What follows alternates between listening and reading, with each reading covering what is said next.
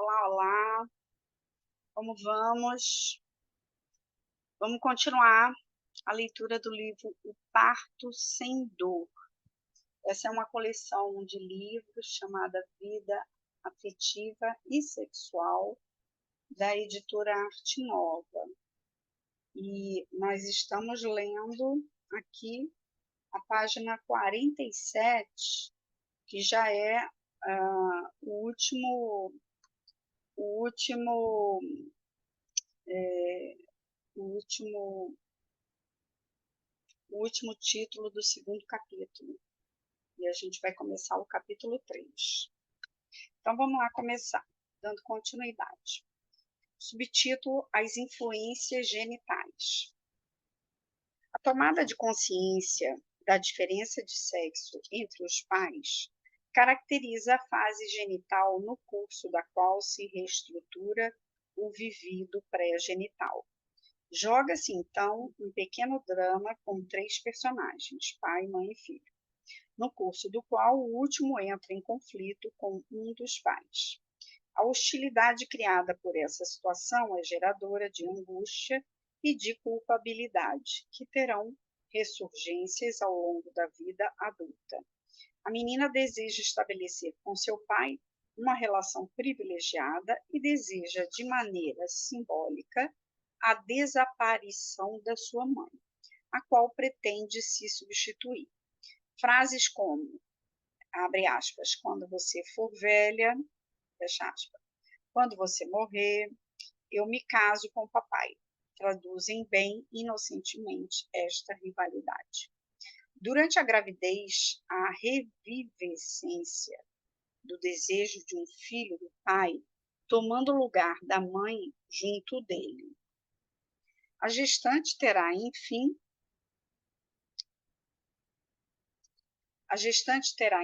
realizado esta pulsão e apresentará as manifestações de satisfação. E o tipo de gestante triunfal é o tipo de gestante triunfal. Ela terá tomado o lugar cobiçado antigamente e, deste modo, realizado totalmente sua identificação com a imagem maternal. Esta última etapa parece necessária a uma boa adaptação. As compensações da infância são satisfeitas. A ferida narcísica profunda da menina reparada. Esta etapa equivale à da liquidação do complexo de Édipo no rapaz. No transcurso da preparação ao parto sem dor, será fácil suscitar atitudes de arrogância e de plenitude triunfal, mas nunca os prazeres são puros e a satisfação não vai à frente sem culpabilidade. Esta última será tanto mais importante quanto mais as vivências anteriores tiverem sido carregadas de hostilidade com respeito à mãe. É a razão da ambivalência que modula os comportamentos da mulher grávida, onde aparecem misturados triunfo e culpa. O fato de tornar-se mãe reativa os fantasmas da menina que deseja um filho do pai, com todas as variantes reacionais e relacionais anteriormente vividas. A realização de uma pulsão hostil contra um dos pais restaura a angústia primitiva e favorece as preocupações geradoras de ansiedade. É assim que a mulher grávida alimentará seus fantasmas de autopunição, qualquer que seja seu grau de autonomia afetiva. As conversas, os conselhos de higiene, a leitura de artigos de vulgarização servirão de suporte a seus temores. Temores de deformação na criança, temores de acidente durante o parto. As apreensões são características dos comportamentos maternais.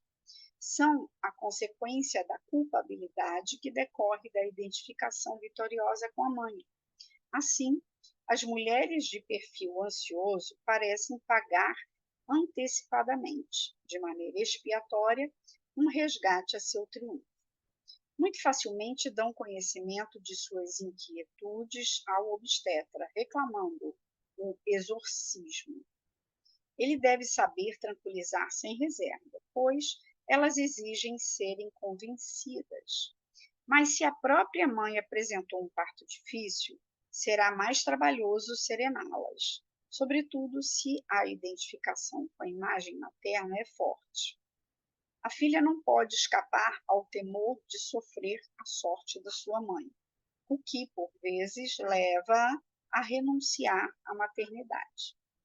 Esta recusa racionalizada do filho pode ser discutida e superada. Em todos os comportamentos dominados pela fase genital, parece sempre possível conduzir a mulher a uma análise de sua situação e a uma melhor adaptação. Mas, em certos casos, as influências pré-genitais muito fortes interferem com a fase genital e complicam as atitudes. Somente a observação de casos particulares pode dar uma ideia de variedade dos aspectos encontrados. Depois de Freud, as pesquisas levadas a cabo sobre a sexualidade atraíram a atenção sobre a noção de castração tipicamente feminina, que corresponde ao temor de ser atingida pela função de procriação. Vê-se, por exemplo, mulheres que não desejam mais filhos, recearem muito a esterilidade. O aborto, espontâneo ou não, também pode ser experimentado como demasiado mutilador. A gravidez, sendo vivida como o poder afirmado, o próprio parto torna-se sinônimo de perda de um objeto cobiçado. É assim que certas mulheres recusam as relações sexuais durante a gravidez. O filho é vivido como uma incorporação deste poder que as relações futuras ameaçam perturbar, interromper. Apesar de toda a segurança do médico interrogado sobre este ponto, algumas mulheres continuam a se abster de toda a vida sexual durante sua gravidez. Mas as inquietudes são dominadas na maior parte do tempo e a grande maioria das mulheres, tranquilizadas sobre esse ponto, retomam uma sexualidade normal. A agressividade pode se enxertar sobre esses comportamentos. Agressividade com respeito ao marido em particular. A relação hostil com a mãe na fase pré-genital pode prosseguir na fase genital e se complicar com a culpa edípica. Curiosamente, o marido, personagem chegado mais tarde, pagará, por assim dizer, pela relação parental perturbada. De fato, essa agressividade é um modo de relação geral com os outros. Olha aí os maridos. A sensação de completude é frequentemente observada durante a gravidez. Certas mulheres só se sentem bem quando esperam um filho.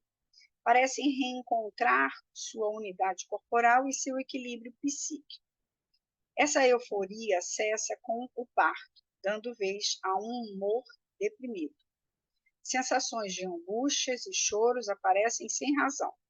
Esses estados depressivos, tão frequentemente encontrados depois dos partos, são benignos em sua maior parte. Só em casos mais raros pode sobreviver uma verdadeira perda de identidade, resultando em perturbações psíquicas mais graves. Mas reunimos então os comportamentos influenciados pelas fases pré-genitais, onde aparecem os fantasmas de mutilação. Isso ilustra bem a dificuldade de isolar de maneira arbitrária os tipos observados sem cair na simplificação. Em conclusão, a análise freudiana facilita a compreensão dos comportamentos da gestante. Os trabalhos psicanalíticos parecem suscetíveis de guiar a ação psicoprofilática empreendida através da complexidade dos fatos observados e de abrir caminho para uma atitude psicoterápica na ocasião da preparação para o parto sem dor. Numerosas observações seriam necessárias para concretizar esse ponto de vista. Relataremos uma que nos pareceu particularmente demonstrativa. Trata-se de uma primípara, Madame G, com 27 anos de idade, professora primária, a nós encaminhada por uma de suas colegas que tinha vivido a experiência do parto sem dor. Madame G fazia parte de um coletivo de preparação onde todos os participantes, monitoras e médicos incluídos, estavam submetidos à observação de uma psicanalista. As manifestações verbais e comportamentais de todos eram cuidadosamente anotadas e discutidas em seguida sob uma interpretação analítica, para adaptar o comportamento da equipe de preparação às reações emocionais da parturiente.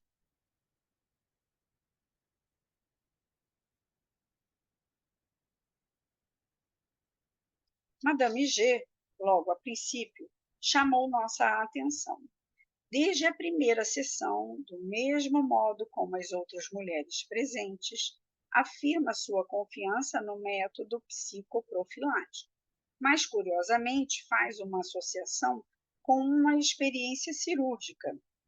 Abre aspas, eu tenho confiança, não sinto apreensão. Aliás, é como em minha operação há 3 anos. Eu tinha completa confiança nos médicos. A operação transcorreu bem, mas eu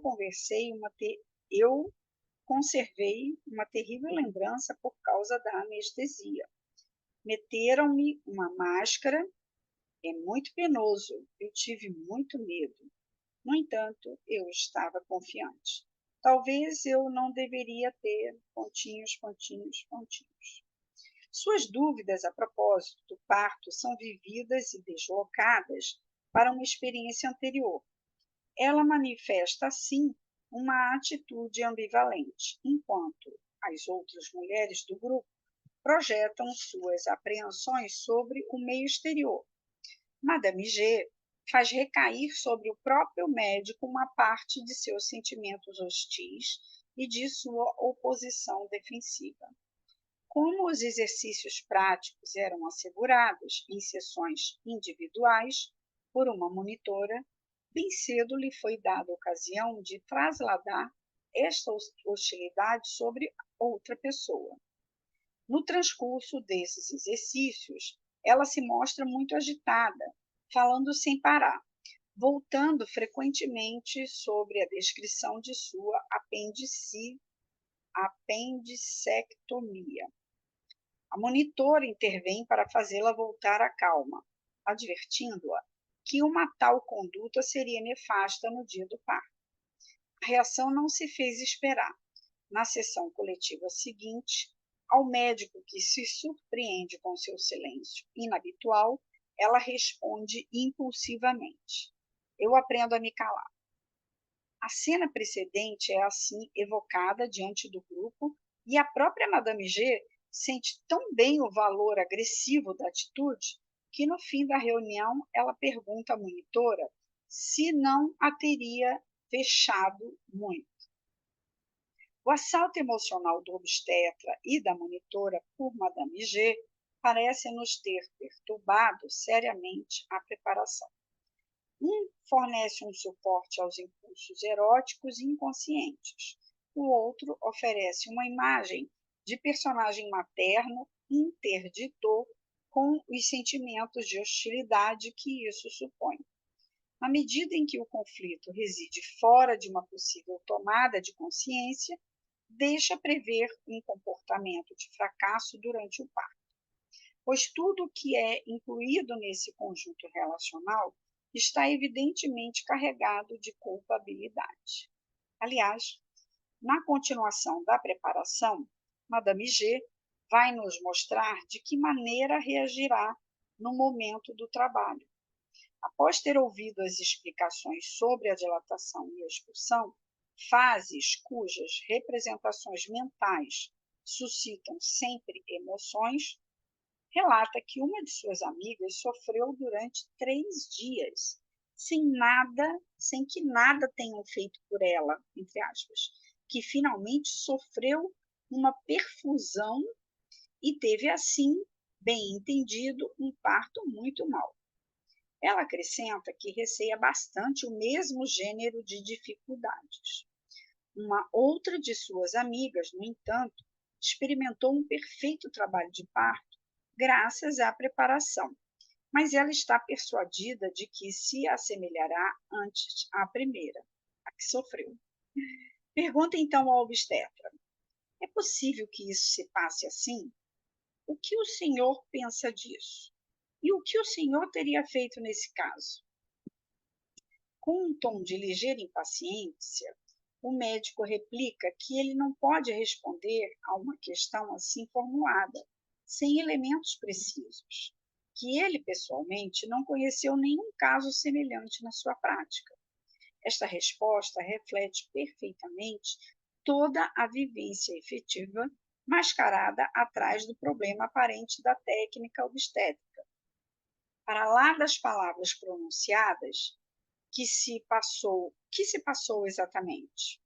O médico evocou em seu curso as imagens de um parto tal como ele o deseja. Várias vezes introduziu a noção de tempo, o da dilatação, normalmente longo, mas devendo ser limitado, o da expulsão, podendo ser reduzido ao mínimo por uma atividade correta. A ideia da perfusão para acelerar o trabalho despertou entre as participantes uma certa ansiedade ligada a um possível conflito entre elas e o obstetra, a ameaça de estar em contratempo e receber uma resposta agressiva à perfusão. A perfusão é como se fosse a ocitocina, né, para acelerar o parto. Nessa fase do parto, em que a monitora se apaga, para deixar face a face a mulher e o parteiro, Madame G não pode mais resolver suas dificuldades senão imaginando uma relação sadomasoquista com o médico. Falando da amiga com a qual se identifica, deseja impor-lhe uma imagem de si própria, onde domina a atitude de retenção com provocação ao sadismo. Assim, ela adapta a uma relação com um homem, com os impulsos hostis dirigidos à sua preparadora, imagem do personagem materno que antigamente dirigiu, forçou e proibiu suas funções corporais e especialmente esfincterianas. A própria Madame G assinalou que seus conflitos com a mãe se agravaram ao tal ponto que ela não pôde mais suportá-la. Isso não perturbaria suas relações com o obstetra se os sentimentos de culpa consecutivos a esta hostilidade não acarretassem uma reação autopunitiva, no instante onde ela própria vai tornar-se mãe. É fácil, então, prever seu comportamento no dia do parto. Ansiedade importante, necessidade de presença constante, desejo de se pôr em um estado simultaneamente de dependência e de oposição, característica dos comportamentos regressivos. Pode-se pressagiar riscos de retenção no momento da expulsão e de provocação a uma atitude agressiva da parte do parteiro. A previsão de tais interrelações permitirá, talvez, evitar de nossa parte, pelo menos, uma irritação que nada mais faria que agravar as tendências regressivas de retenção. Chega o dia do parto. Deixemos a palavra com Madame G. Abre aspas. Em torno das 18h30, as contrações se avizinharam, todos os 10 minutos aproximadamente, e se tornaram mais fortes. Mandava meu marido engolir alguns alimentos enquanto eu me impunha uma dieta total. Notemos, de passagem, a necessidade dessa privação, de contorno conjuratório. Em torno de 20 horas, tendo quase a certeza de que não se tratava de um falso trabalho de parto, eu preparava uma lavagem. Neste momento, eu me obrigava definitivamente a ficar de cama. Meu marido e eu mesma controlamos, relógio em mão, absolutamente todas as contrações que tinham lugar aproximadamente todos os 5 minutos. Meu marido, nervoso, não se sentindo tranquilo em nossa casa, quis partir quando constatou o ritmo regular de 5 minutos. Às 23h30 estávamos na clínica.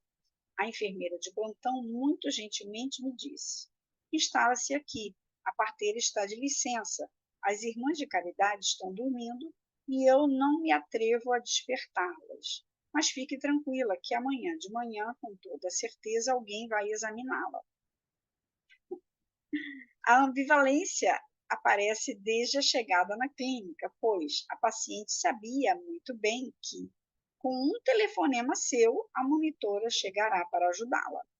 O prazer com o qual exalta a menor fraqueza do sistema de assistência mostra bem como utiliza todos os elementos para fazê-los servir a seu sistema de relação.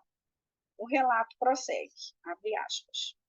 As dores lombares que eu sentia desde alguns dias se acentuaram e um repelão no baixo ventre começa a tornar-se muito sensível, enquanto uma espécie de contração dos músculos do ânus me incomoda terrivelmente até o fim da dilatação. As dores lombares persistiam.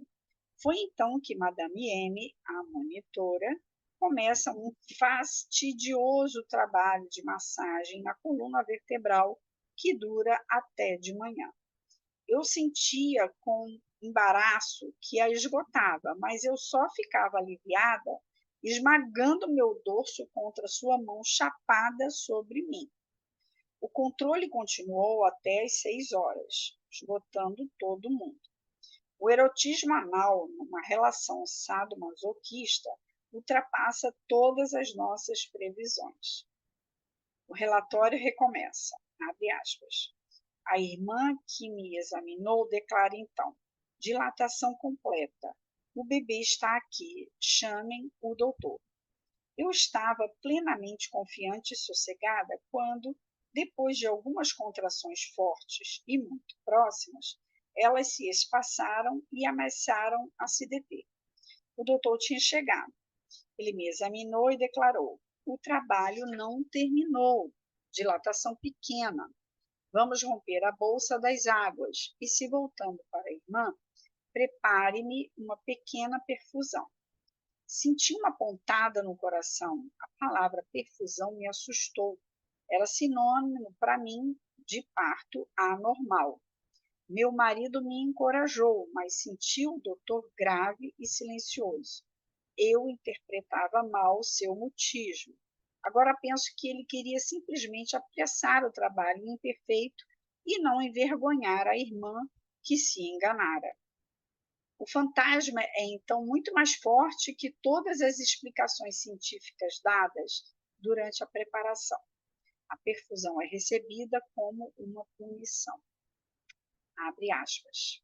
A perfusão desencadeou de novo contrações que eu controlava da mesma maneira que antes. Estava perturbada por um tremor nervoso que não podia dominar, por uma atmosfera seca que me impedia de respirar, por meus membros inferiores anquilosados e incontroláveis.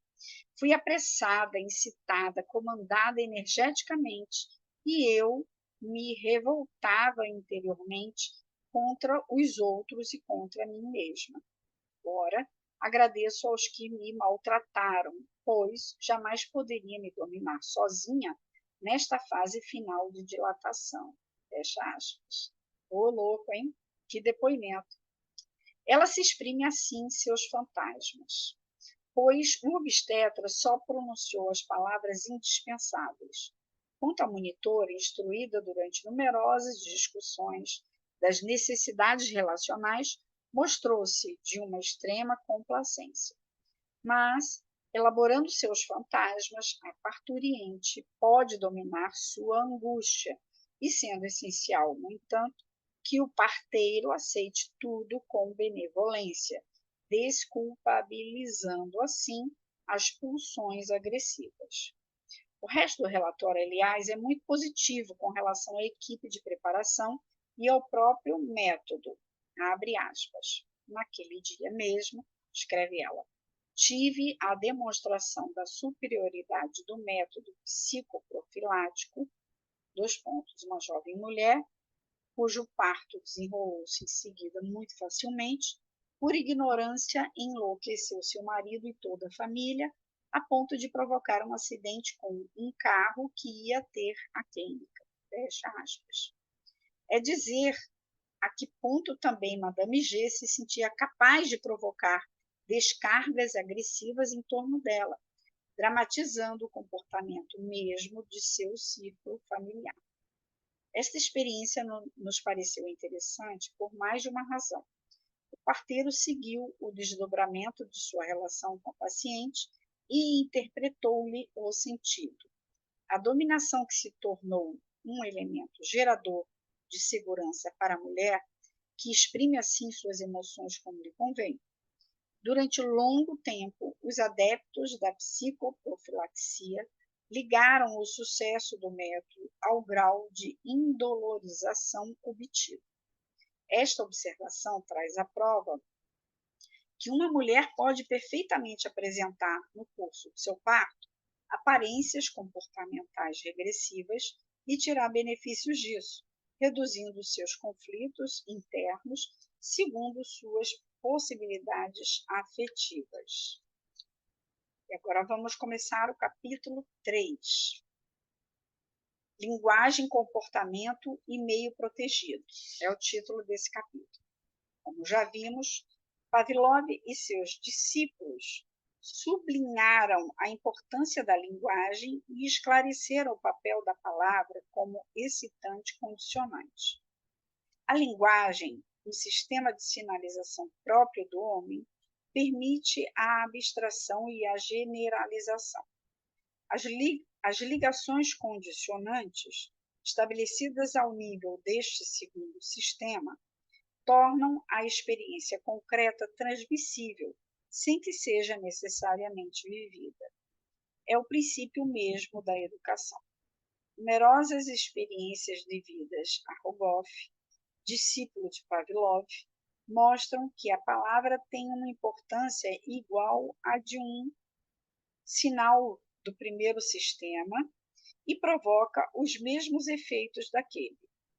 Ela substitui um excitante sensorial e desencadeia as mesmas reações específicas.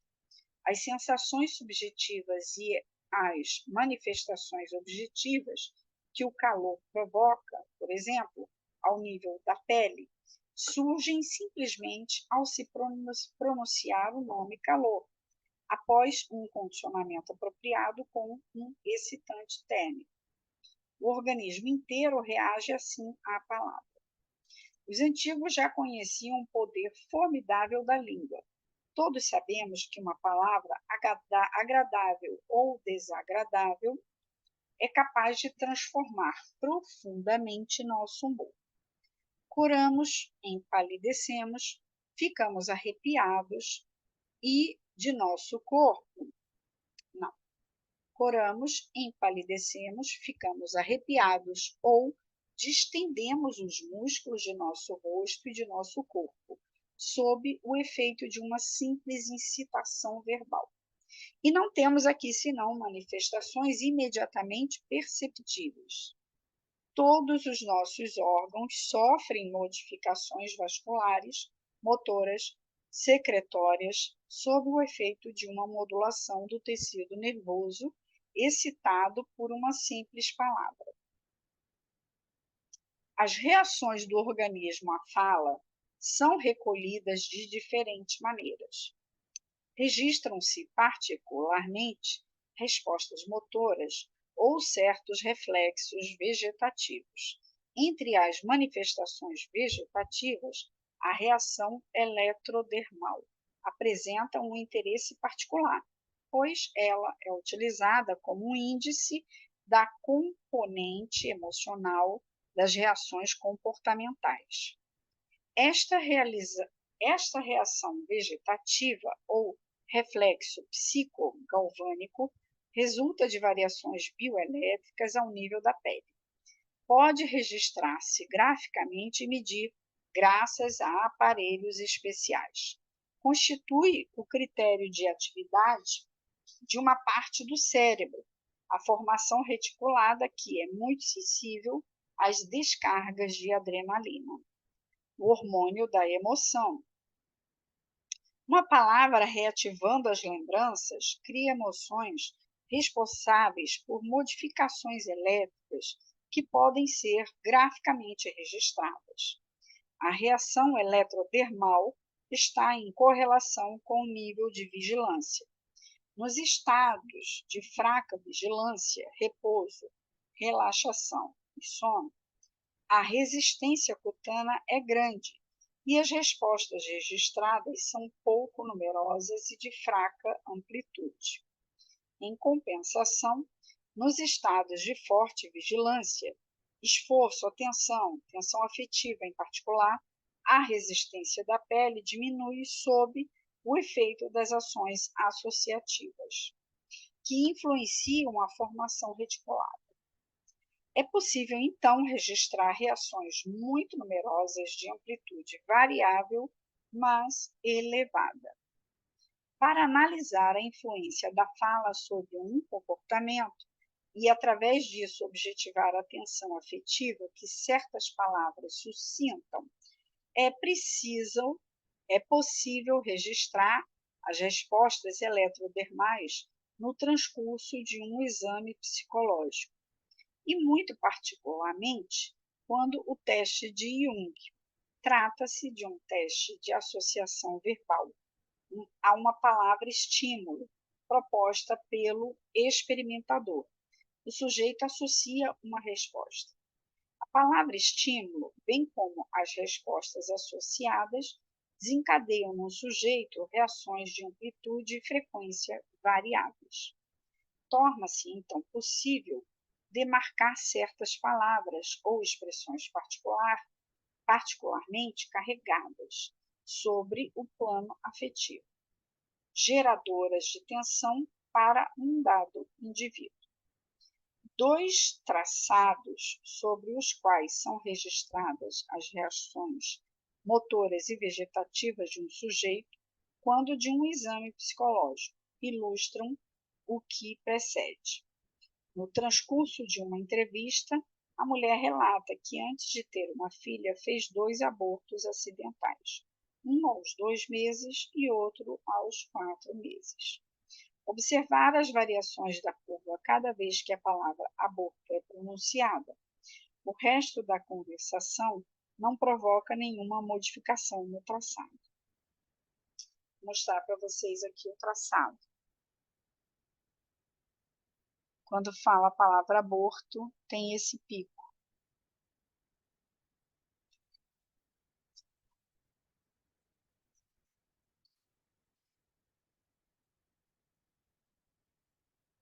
É isso.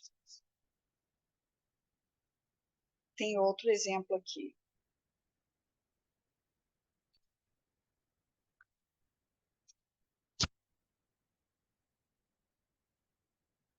Quando fala a palavra aborto, tem outro exemplo aqui. Destas considerações teóricas, muito elementares, podemos concluir que o mundo circunvizinho está representado no sistema de sinalização superior que é a linguagem. A palavra aciona associações e encadeia até a sensação primeira. Durante os testes de Jung, palavras aparentemente anódinas são associadas e provocam reações eletrodermais importantes, traduzindo uma tensão afetiva considerável que corresponde a uma conotação particular a essas palavras, dentro da vivência anterior do sujeito.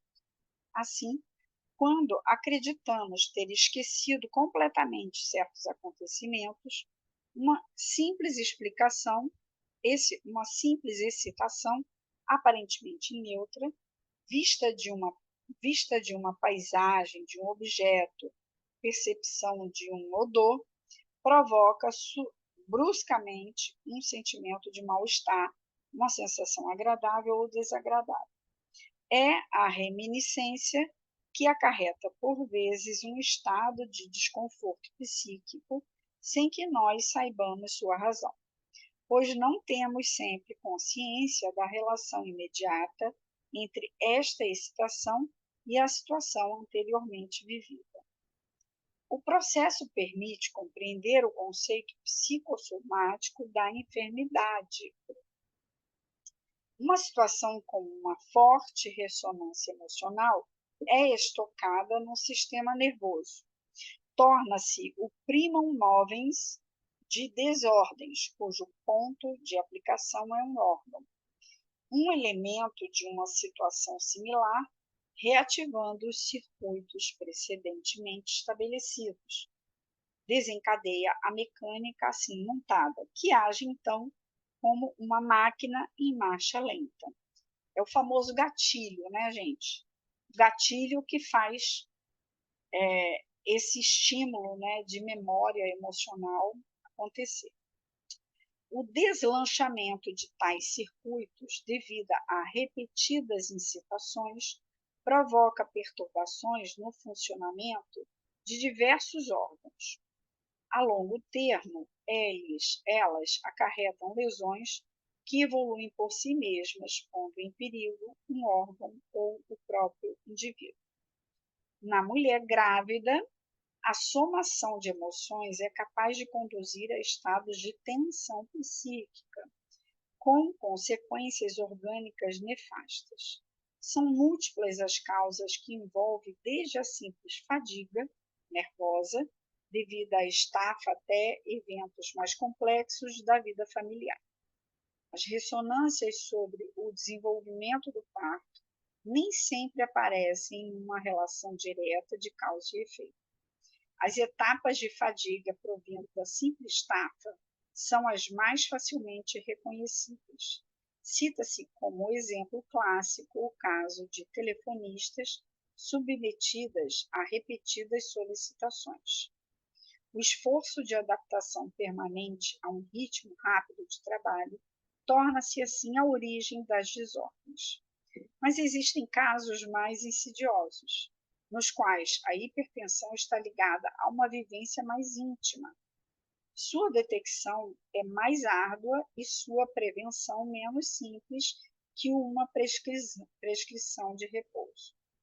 São igualmente nocivos e podem ter um efeito desfavorável sobre a evolução da gravidez e do parto.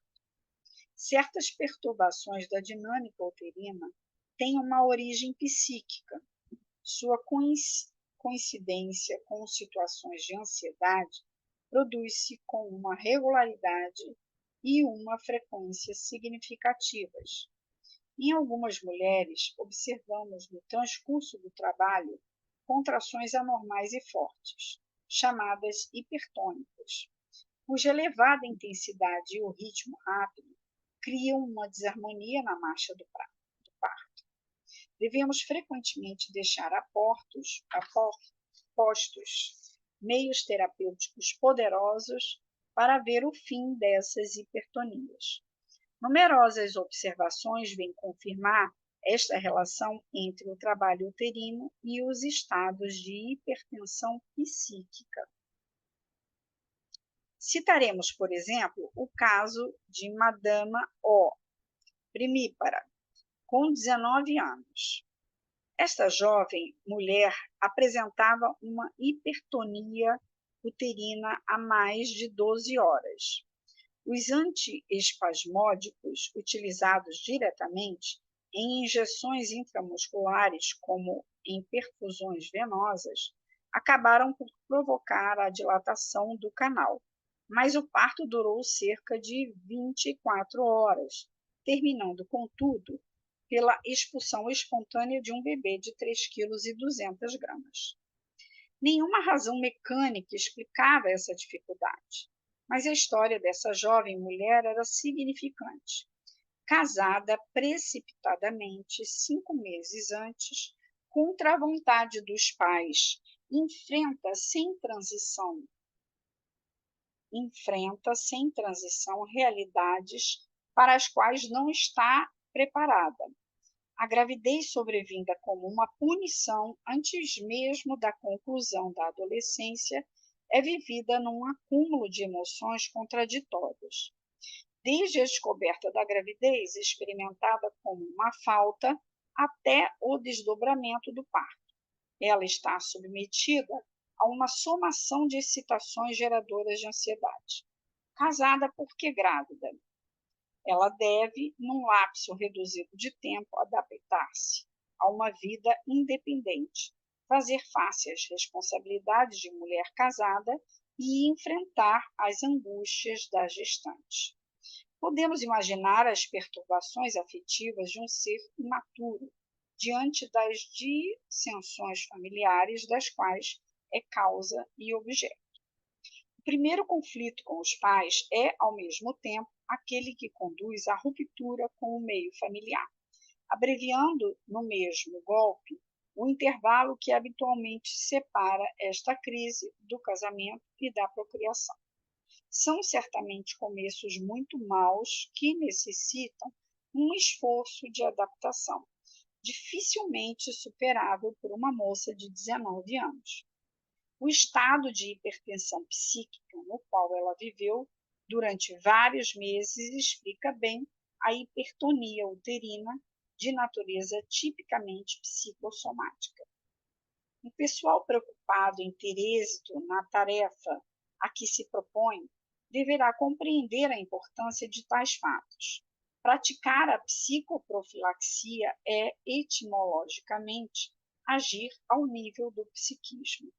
É fazer uso de palavras. A gestante reativa às imaginações e os conflitos dentro do seu círculo. Inspira conversas aparentemente insignificantes, mas afetivamente muito carregadas. Está submetida de maneira paroxística a inúmeras incitações verbais, fonte de associações mais ou menos angustiantes. Um lhe dará conselhos alimentares, outro adivinhará o sexo da criança pelo aspecto exterior do seu abdômen. Tal outro ainda não poupará recomendações de higiene. Todas essas opiniões sendo proporcionadas com subentendidos de risco. A mulher que segue um curso de preparação poderá se defender contra tais emoções tanto melhor quanto se favoreça a retirada do véu e a discussão das preocupações inquietantes. Mas associações como parto-dor, parto-laceração, parto-operação subsistem frequentemente nas mulheres melhor preparadas, pois as ligações estabelecidas anteriormente são sólidas. É mais fácil defender-se delas que desfazer-se delas. Às vezes, é suficiente uma alusão para pôr em movimento toda a edificação anteriormente construída e ver surgir, como num caleidoscópio, as mais surpreendentes fantasmagorias. Eu acho interessantíssimo a descrição dele, né, o vocabulário dele antiquado, né, o livro antigo da década de 70. Acho muito interessante como mudamos, né, a forma de comunicação. Continuando aqui, o método de preparação ao parto sem dor utiliza a palavra como um instrumento terapêutico. Os excitantes verbais, mobilizados e injetados de alguma maneira na rede de comunicação da paciente, devem estar isentos de caráter nocivos e não despertar ligações desfavoráveis. Em outros termos, e mais simplesmente, é importante prestar atenção ao que se diz. Se depois de ter preparado uma mulher para o parto sem dor, levantamos, no momento pouco propício, problemas inoportunos, se pronunciamos palavras capazes de serem ligadas a emoções desorganizadoras, cometemos erro de profilaxia. Por isso, somos levados a evocar uma verdadeira asepsia da linguagem. E aqui a gente vai parar nesse subtópico, subtítulo Asepsia de linguagem e meio protegido. A gente vai parar aqui. Gratidão pela companhia.